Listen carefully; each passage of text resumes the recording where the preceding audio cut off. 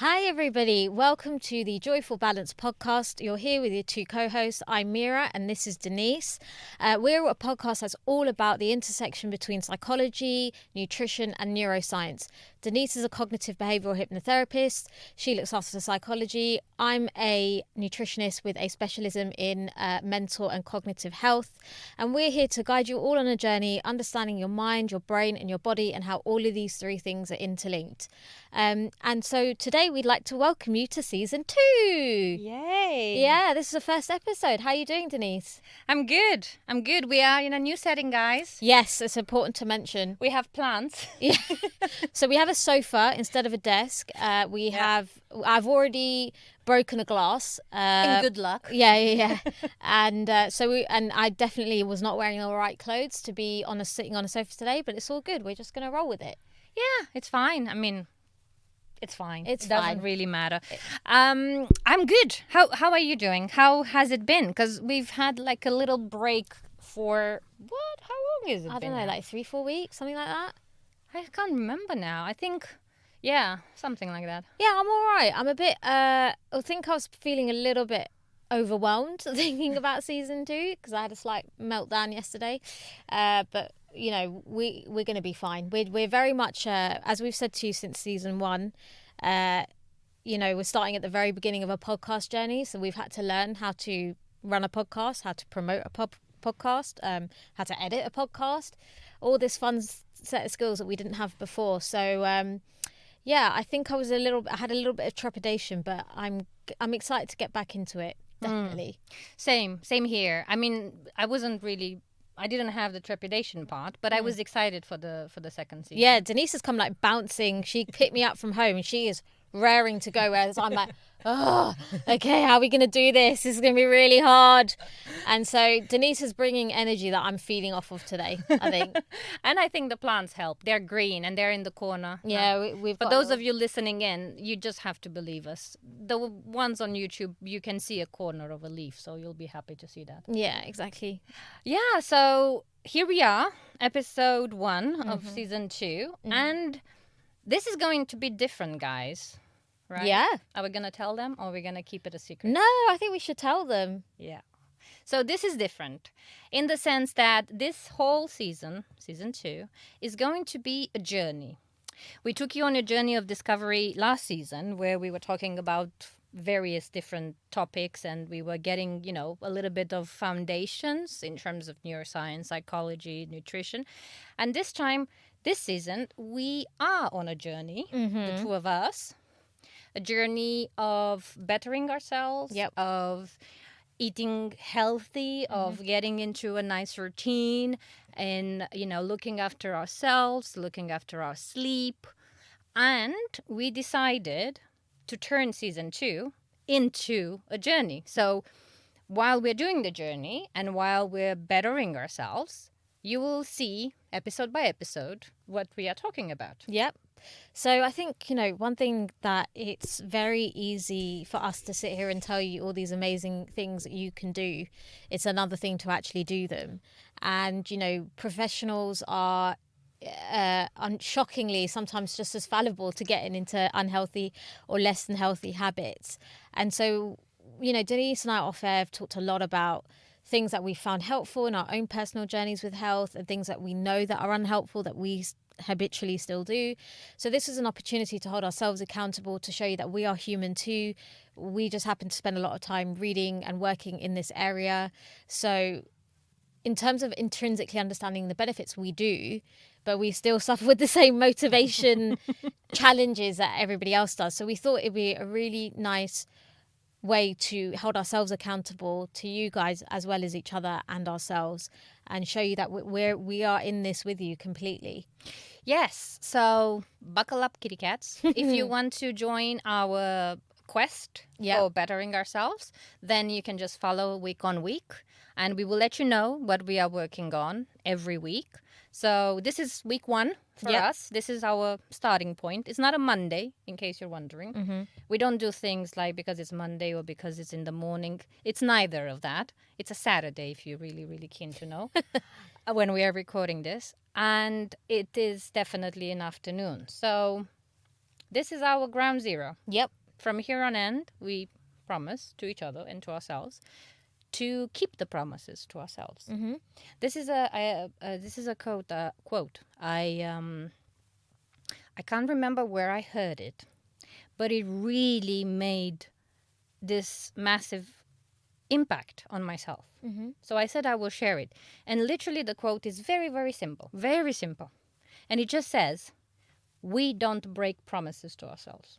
Okay.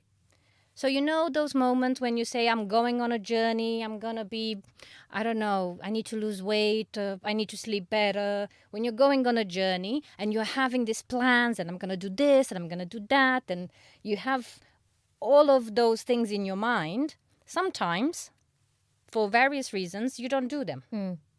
And that is normal and that is humanly.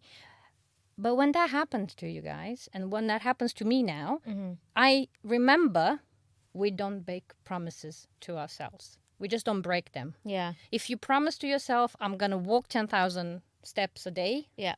don't break that promise. Mm. Unless it's obviously something that interferes with it and it's completely interfering and you can't really help it. But on a normal day, if you said that's your promise, keep your promise to yourself. Yeah. It's I think yeah, I agree. You know, we haven't scripted this at all, so this is totally us just talking off the cuff. The other episodes we do will be more scripted, but we kind of decided to keep this one a little bit looser. You know, just so that it's an enjoyable conversation that you guys can feel part of. I think on the whole, like, promises thing, the one thing that I have been doing is I've rejoined the gym. Yay! Yeah, and I was doing, like, you know what, when the pandemic, I mean, I know this is going back years now, but when the pandemic first hit, I was already doing a fair amount of yoga because I used to go with friends and stuff, and it was a nice, like, social activity. Then I was doing it at home and trying to, you know, doing the obligatory, like, walk when that was all you were legally allowed to do outside of your home. And then I really lost my way with activity, and I knew that that was something that I needed to pick up, because it's just study after study, time and time again, has shown how beneficial exercise is for your mood. And for me, the reason I'm bringing this up is because I try and challenge myself to go 3 times a week. And I don't know if you ever experience this, but I literally have full-on conversations with myself where, one, I'm trying to get out of it, and then 2, I'm like, but you need to go. And I think coming back to that promises that you make to yourself, I think you're right in the sense that unless there is, like, a logistical, deep emotional, whatever reason that prevents you from going, that's totally fair enough. But by and large, there's something in commitment to, you know, a commitment to improving yourself for your long-term well-being. Yes, and I think it goes a little bit deeper than that. I will ask you guys, if you haven't listened to, go and listen to the episodes about how we talk to ourselves and why self-talk matters, because I'm linking that one back, because there, right, when you're having a conversation with yourself, we were encouraging you in that episode to treat yourself like you're your best friend or your therapist, or, you know, somebody that you look up to and you see with kindness and compassion. Well, if you made a promise to yourself, I'm going to the gym 3 times a week. Yeah. Sitting and having that conversation with yourself, like, oh, I want to get out of it, I don't really feel like it. If you just remember to treat yourself with the commitment that you would treat, you know, somebody else that you're having a plan with, then you are more likely to do it. Because you are going to, let's put it this way. If you are having a very good friend who invites you down for dinner and you said, oh my God, I'm looking forward to it, I'm going to go, it's going to be fantastic. When you are having the conversation in the evening before going to that friend, you're like, oh, maybe I don't really feel like it. Maybe I don't. There is something in the back of your mind that is the commitment, like, but I told her I'm going, or I told him I'm going to be there, so I have to go. And I'm not referring to those cases when it's a negative environment. I'm referring to those beautiful events when you really want to go, but for whatever reason, that night you don't really feel like it anymore. Yeah. And then you go, and then you're having a beautiful time, and then you come back and you praise yourself and listen, I did it. I went and it was nice. So it's the same approach. Yeah. That's what I would like to emphasize. It's the same approach. You made a promise to do X. why or who gives you the right to break the promise on yourself?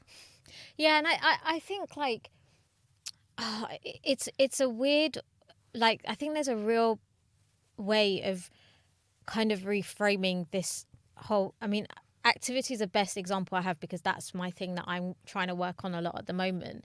But I think there's a way that we need to reframe what that commitment to yourself actually means, because I think in an environment where we're kind of, unless you're really into like the wellness scene, there's not really that much encouragement to look after yourself. Like there is in some ways, and I think workplaces, for example, are really catching up to that. And like, but what I mean is, outside of like the NHS, which is no disrespect to the NHS, saying be active like for half an hour 5 times a week, which is good advice. And apart from that message and maybe getting a discount on a gym membership, there's not much else, I think, to encourage people and to really think about why having a commitment to your health is so beneficial to you. Because I think, like, the thought of I know what I'm trying to say, but I'm doing a really bad of explaining it. But like, what I mean is, I think on one end you kind of get people who are evangelical about it, and I get that. Like, you know, I have no disrespect to those guys. And then you've got the people who are just not really engaged. And it's like, how do you push people to just be on further up the spectrum, but they don't have to be at a point where they're evangelical about it? Because somewhere in that, oh shoot, sorry, I'm very expressive with my hand, I've just knocked the microphone. But somewhere on that continuum, like, you know, people just aren't really encouraged to kind of get to a stage where they're kind of enjoying doing it because it brings them such benefit. And I think that's the problem, is like, we're not really that encouraged to look after ourselves, to get on that continuum, to kind of feeling like, this is good for my body, this makes me feel good about myself, I feel more confident in not just fitness or cooking better, like healthier meals, but just feeling more confident in yourself as a person. Yeah. And I don't ever come across anything that really encourages that, not unless you're really seeking it out. That was a really long-winded way of trying to explain what I mean. I get it, and I'm sure everybody listening kind of gets the gist of it. And you're right, it's either one end or the other. Yeah. It's like, oh, you have to buy into this whole thing, or is the superficiality of it all at the other end of the spectrum, like, oh, I took a bubble bath, I look after myself. Yeah. Which is, yes, it can be very beneficial, but it's not really meaning you're very much looking after yourself if that's all you're doing. Yeah, agreed. So I think what we are trying to get for ourselves, and what we are trying to take you on a journey, is this stepped approach. And I would say the only way to get closer to seeing the benefits for yourself, in yourself, is to take one step. Absolutely. The smallest thing. Guys, we never say that, oh, you have to change your whole life. We always say start very, very, very small, and then break that small even into smaller pieces. Absolutely. Like, I had a conversation with a client a little while ago, and, you know, we were talking about different things that they could do to work on their health goals. And, you know, I had to say, like, okay, but if you're going to do this thing, like, if you're going to change your routine, do it half an hour at a time. Yeah. Don't stress yourself out by like suddenly changing everything all in one go and trying to manage a new routine. Just do it a step at a time. And from my perspective, what I'm embarking on this journey, and what I'm trying to, let me say that again. From my perspective, what this journey means to me is not so much exercise or looks or nutrition driven. If I can put it like in a box, it means change the status quo. Okay. That's what it means for me, this journey, in the sense that at this moment in time, I am not a bad, quote unquote, eater. Okay, which is great. It's not in my habits. I don't enjoy those fast foods anymore. Yeah. I enjoy them for a very short amount and very short period of time, and then I don't like them, so I'm not seeking them, I'm not buying them. So, and in the same time, I'm not completely immobile or not moving at all. So it's not like I need to shift Massively. from A to B. Yeah. But I do realize that in my everyday habits, in my everyday bits and bobs that I do, I'm not consistent. Yeah. And that's my journey. It's in the box. Is from now on you're consistent. Yeah. From now on you don't break the promises to yourself. If you said I'm going to walk today, well, go and walk. Yeah. And even if you can't, that's my conversation with myself. Even if you can't do half an hour or an hour, just do 10 minutes, Yeah. do 5, go around the block once and still do it, because you promised yourself you're going to put that coat on, you're going to go out, you're going to walk. I'm not promising myself I have to walk 10,000 steps and I have to do it in one slot of an hour and I have to do it like this, this, and this. It's not regimented for me. It's just I walk. Yeah. So then, whether today I manage a lot of steps, like I did, luckily the weather is very nice, or if I manage only 2,000 steps, I'm not going to beat myself up about it. I promised I will walk, and I will walk. Yeah. And that's my journey. And linking it back to your continuum in terms of getting to that more place where a lot of people are evangelical about wellness and so on. I don't think that will ever be me. No. Because I like to enjoy my life. Yeah. And I'm not saying those people don't enjoy it. I'm just saying it's not resonating with me. I will never be a gym buddy, rat, whatever you want to call it. I don't like gyms. Give me a pool and a sauna, yes. Yeah. Tell me that I have to lift weights, not so much. And that's what I'm saying. It's like make a list of your activities that you enjoy. Yeah.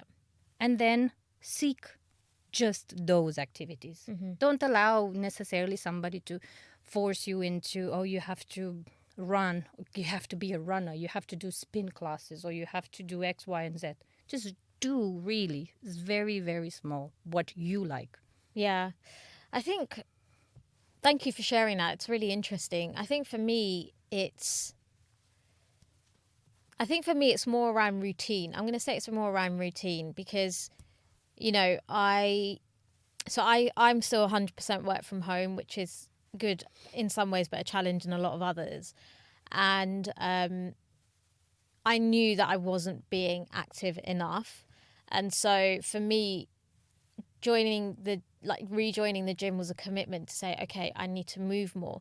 But when I go to the gym, for example, I'm not pushing myself to a really uncomfortable place. I do stretch myself, so I'll make things a little bit harder each time I go. I'll follow a fitness routine on an app after I've just been on the treadmill doing a really fast walk, whatever. And I'm doing it at my pace. And the point, like Denise is kind of saying, is actually very similar for me. Like, right now, just whilst I'm getting used to being in the routine of going, the goal isn't to achieve some fitness accolade. So it's not to run a 5K in 25 minutes or whatever. It's not to lift super heavier weights and stuff like that, which is something that I will get to in time. It's more like building the habit and getting comfortable with going and doing your own thing, because I'm not a big fan of gyms either, in all honesty, but I'm finding this time, because my approach to it is completely different, because I'm like, no, I know this is good for my brain. I know it helps with symptoms of depression, with symptoms of anxiety. This is like medicinal. Yeah. So just go, get used to the environment, do your own thing, get used to that, and then you can build adding in weights or doing different routines or whatever.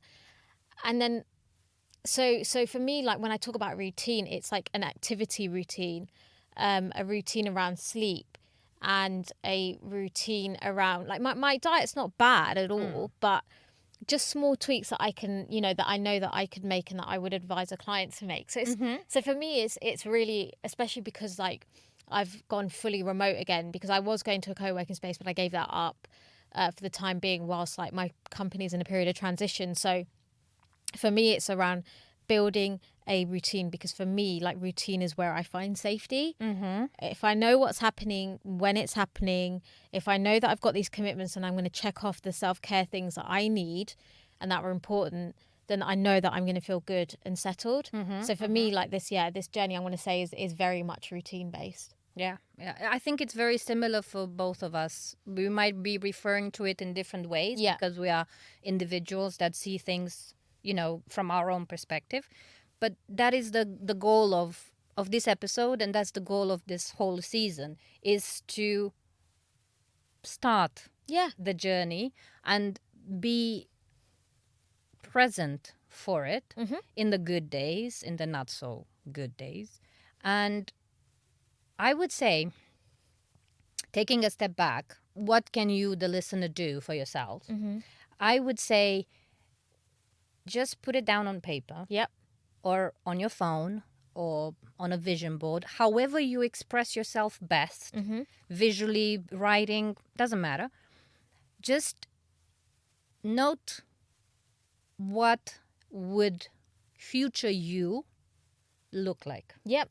And I'm not referring in terms of looks. I'm referring in terms of your routine, your activities, what you enjoy, what you don't enjoy, How you feel. how you feel, How you want to feel. Yeah. how you want to eat, how many times a day it makes sense for you to eat. Yeah.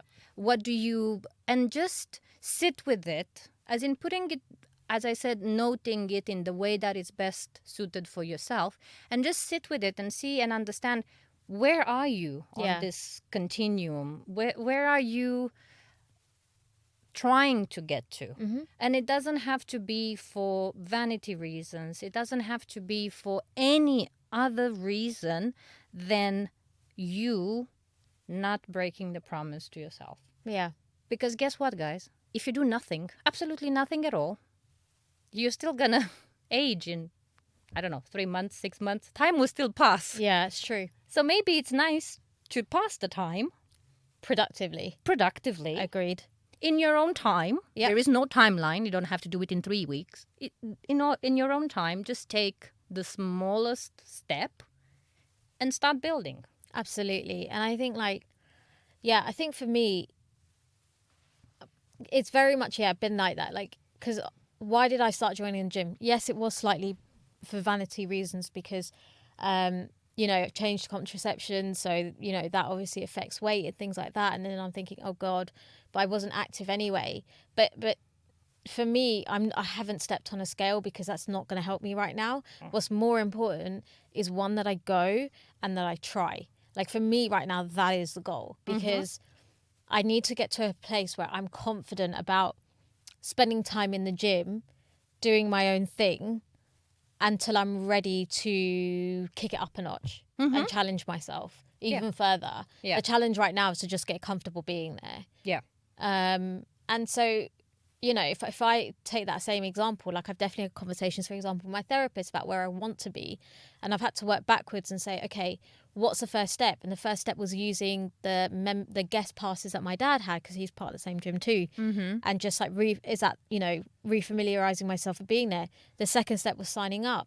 The third step was trying out just going 3 times a week and seeing how that fits into my schedule. So just to give you an example of the steps that we encourage you to take, it can be that small, and they're all still achievements.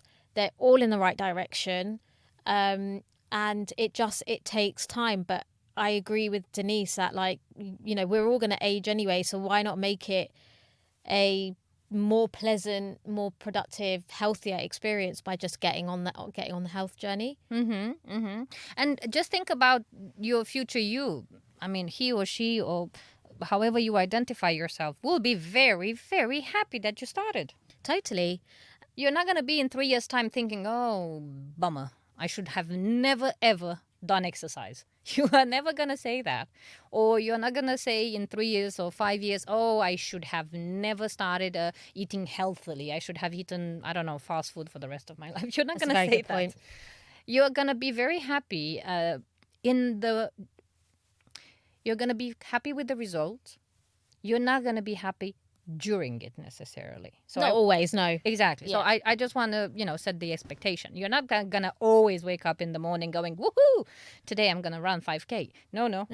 Some days you're going to be like... Ooh. You're going to drag yourself. Yeah, that definitely happens to me. Like, please don't think that this is easy. Like I was saying earlier in the episode, I have full-on conversations like why this is not the right time. Maybe I should go later or do it another day and all that. And I'm like, and I have to talk myself out of it and be like, no, we made a commitment. We're going to stick to it. Just go. It will be fine once you get there. And you have to do it's interesting because in the habit sphere, Denise probably can speak to this more than I can. You almost call it like habit stacking. So you add little habit on top of the little habit on top of little habit just to build up to overall having a habit that you actually want. So for example, the example I gave of like rejoining the gym is kind of like the habit stacking process. And so another little habit that you can put in is like if you want to go to the gym first thing, which is what I prefer to do because I like to get my exercise done by morning, like kind of lunchtime. I hate doing it in the evening. I literally put out all my clothes. I get my little bum bag that I take to the gym ready. I have my water bottle ready to be filled. And I do all of that, just so that at least I can jump out of bed and it's all there and I'm not like groaning as I like reach out for everything. And it's just even less of an opportunity for me to try and wiggle out of it. And it's actually, I would never recommend guilt coming into your life, but it's actually holding you accountable because you see them there, your clothes and your thing, and you're like, but if I don't do it, look, it's already lined up. It's like staring you back in the face, and it's like, you have to do it. You said you're going to do it. You put it all out. Go ahead. Yeah. You have permission. Just do that. The other thing that I wanted to just quickly mention is that we talk about our activities in the sense of a gym or me walking, but it can be literally anything and everything. Yeah, like I'm going to talk in future episodes about how dance can be really, really beneficial. Like if that's what you enjoy, it's a huge release of sort of serotonin, dopamine and endorphins, which are all feel-good chemicals that you can get through exercise or doing whatever you love. So if it's Zumba, if it's going salsa dancing, whatever that is, just do what you enjoy. I mean, for me, like actually my relationship to the gym it definitely feels different this time around. I'm less like ugh when I go, and I'm more like, all right, this is not my favorite thing in the world, but I know it's so freaking good for me, so I'm just gonna go. And when I get there, it's not as bad as I thought it was going to be in my head. Yeah.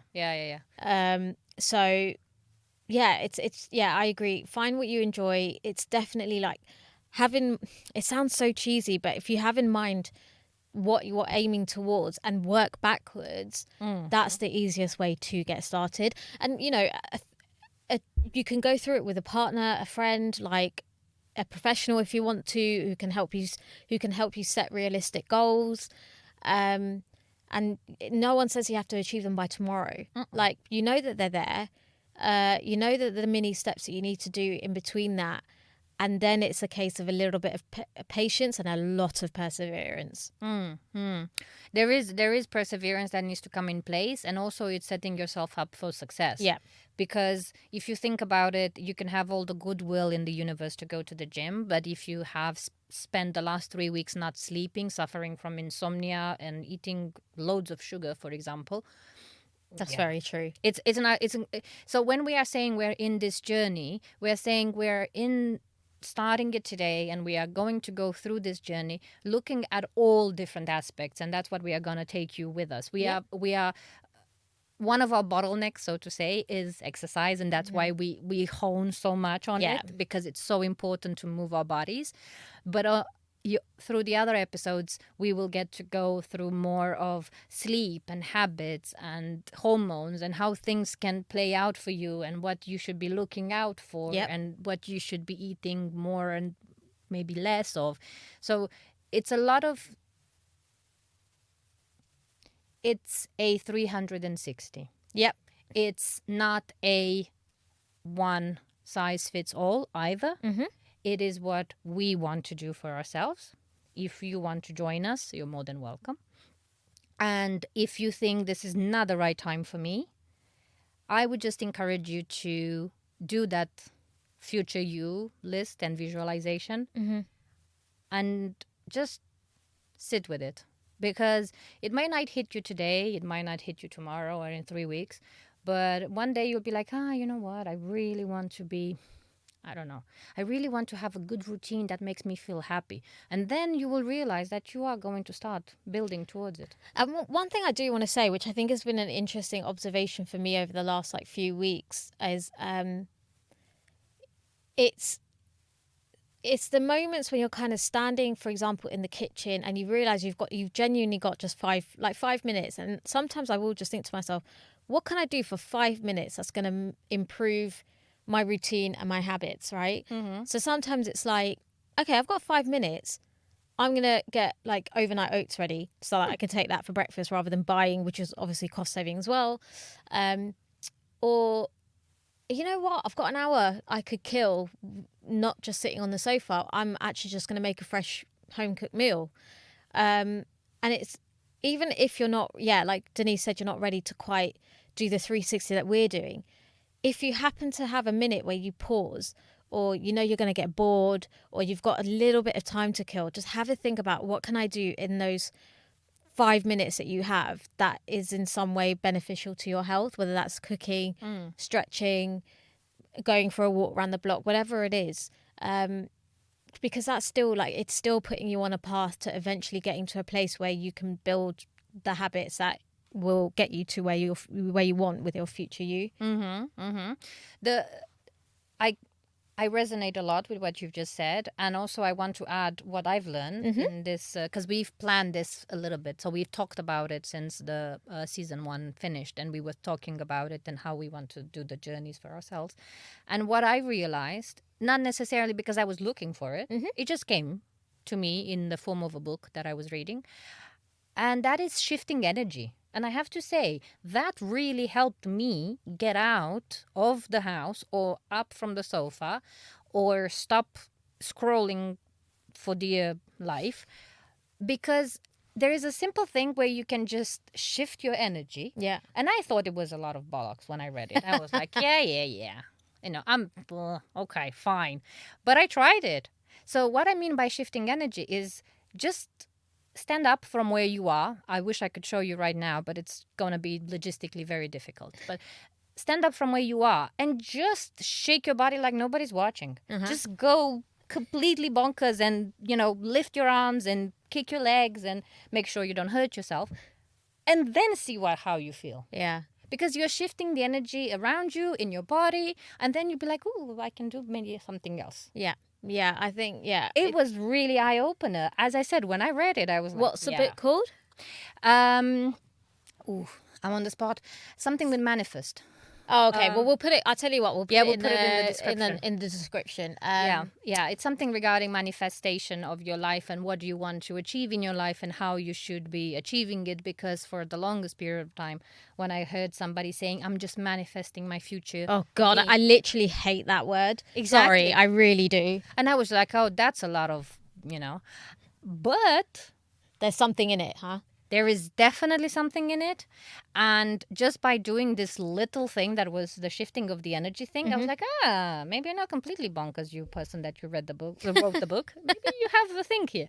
So I'm building towards it. But I don't want to, derail our thoughts. So let's just say, what is your promise to yourself, Meera, on this journey? God, that's a very good question. What is the promise to myself? How do I want it? It's so hard because just say the first thing that comes to mind. You don't have to overthink it. And guys, do the same exercise at home. What is the promise to myself is to live a brain-friendly routine. Yeah, that's it. It's that simple. Great. And that was me applauding if you are wondering. What about you, Denise? What's your promise to yourself? My promise to myself is compassion, kindness, curiosity, and joy. Love it. However that comes in that day, however it makes me, manifest it in that day. But what I can tell you is you cannot be compassionate, curious, kind, or experience joy if you just sit on the sofa doing nothing. I mean, yes, maybe sometimes when you're very tired, you put on Netflix and chill. Maybe. Yeah. I'm not going to say never. But for me, those things mean I have to do some sort of activity, or I have to have a thought that, or daydream, or there is something in there for me. And that's why I put myself with this promise. And I'm just thinking, okay, if I want to be experiencing joy, then let's do something that I enjoy. Or if I want to be curious, then learn something new. Yeah. Or if you want to be compassionate, just look at yourself and think, okay, today is a crap day. Oh, I'm so sorry for you. What can you do to make yourself a little bit feeling better? And the same with kindness. You can't be harsh with your self-talk. It doesn't help. It's very easy to do. And I, as someone who is a lifelong sufferer of really awful self-talk, one thing that I do know is that it's so unproductive and it's just not helpful. And, it's not even true. Most of the time it's really not true. So yeah, that's my promise to myself, and I will probably be respecting that some days, and I will probably not respect it in other days, because I am human and I am by no stretch of imagination perfect, and I'm not seeking perfection either. I sometimes say that I'm a recovering perfectionist. So that's just, I'm putting it out there in the ether. That's what I'm going to be focusing on. Awesome. So I think what we'll do each episode is we'll check in, as we normally do with every episode, on how we are. But we'll add in, some special focus at the beginning of each episode on how we are with our journeys. Just talking about things that we've been up to maybe in the week that have been really helpful. And hopefully you guys will be able to start to see, what that can look like, and how it doesn't have to be this very regimented thing, and that it's not this big overhaul, and that you can do it in stages without, just having to change everything and living a life that doesn't feel authentic to you. So that's what we're going to do. Yeah. Without further ado, we are embarking on our virtual train. Yep. We're going to go wherever the train takes us. Mm-hmm. We are going to be kind, compassionate, and curious. Yep. And we will see you in our next episode. Yeah, so we've got a few guests coming up. We're going to have some really interesting chats. We're going to learn about all different things to do with the body and the brain that can help and hinder us. And that will hopefully then give you a flavour of the types of things that you can do to really look after yourself and lead a life that is beneficial for your mind, your brain, and your body. Absolutely. All right, guys. So if you've got any questions, feel free to hit us up on Instagram. We'll put all our details in the notes, or send us an email. We'll be back every week with a new episode. And please, please, please, please, please, if you could rate, follow, subscribe, give us 5 stars if you feel like it, because as they say, it really does help other people find us and just pushes us out there a little bit more. And we want to welcome more and more of you into the community as much as we possibly can. But until then, keep well, and we'll speak to you soon. Bye. Bye.